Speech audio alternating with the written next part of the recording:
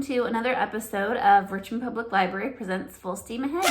My name is Miss Heather and I'm the Children's Associate at the East End branch of the Richmond Public Library, and today we are going to make homemade lava lamps. These look really cool when you're done, and another cool thing about them is that the things you need to make them are things that you can just find lying around your house. So I'm going to go over everything you'll need, and then once you gather your things, we'll all come back and I'll show you how to actually make your lava lamp.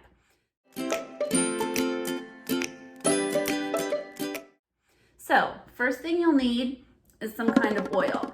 I like vegetable oil for this because it's a little more see-through than olive oil, but you could use olive oil too. Just with the vegetable oil, it's a little easier to see what exactly is going on in your experiment. So we have our oil. We will also need a 1/4 cup of water. So I have my measuring cup and I have a little water in there. So we'll have that ready to go. You will also need some food coloring. I have a neon type of food coloring, but whatever you have is just fine to get your food coloring. You will need some Alka-Seltzer. So these are just the little tabbies you put in water and they sizzle all over the place. This packet has 2 in there, but really you just need one of the little tablets. So you'll need your Alka-Seltzer. And then also a glass. I have a wine glass because I think it looks cool kind of in that shape, but you can use just a regular drinking glass too. The glass doesn't matter too much. So in order to get started, all we need to do is take our glass. I'm going to move this out of the way a little bit and fill it about halfway with your oil. So we will go ahead and do that. Glug, glug, glug. All right, so that's about halfway. You don't have to be super duper exact.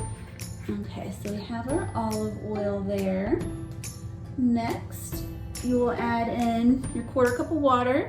So we'll just dump that in there. And you can see, you might have already known that oil and water don't mix very well, but you can really see that here. I don't know if you can tell in the video, but they kind of stay separated. So we have our things together, and next you can choose what colors you want to add to your lava lamp. So I'm gonna start with blue, and then you wanna add a pretty good amount. So squeeze, squeeze, squeeze, squeeze, squeeze, squeeze. Make sure you have a lot in there. So let's see, I got blue. What should I do next? I think I'm just gonna do 2 colors here. I got blue, and what else do I have? Looks like I have green, I have purple, I have kind of a pinkish. Let's see, let's do the purpley color.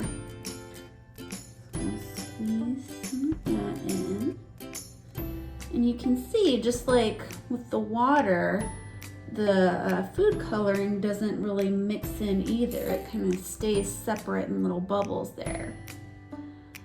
Okay, so we've got our colors, and you guys feel free to add however many colors you want to, but I think I'm gonna stick with the 2 right now. Whoops. And then next, we have our Alka-Seltzer tab. I'm gonna drop that in. We'll give it a minute here.